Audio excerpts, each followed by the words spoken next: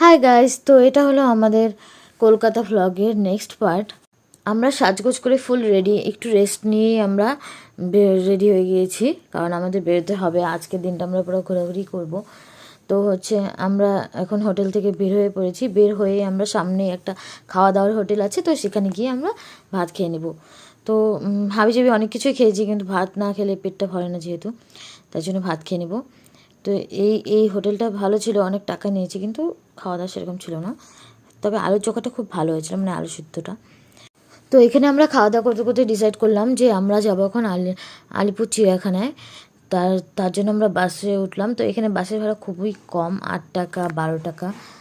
তো সেটাই ভাবছি আমাদের এখানকার কম্প্যারিজনে। তারপর আমরা বাসে করে চলে গেলাম আলিপুর চিড়িয়াখানায়। এত রোদ ছিল, আমরা যদি আর একটা সপ্তাহ পর যেতাম তাহলে আমরা টিকতে পারতাম না। প্রচণ্ড রোদ, কারণ আমরা তো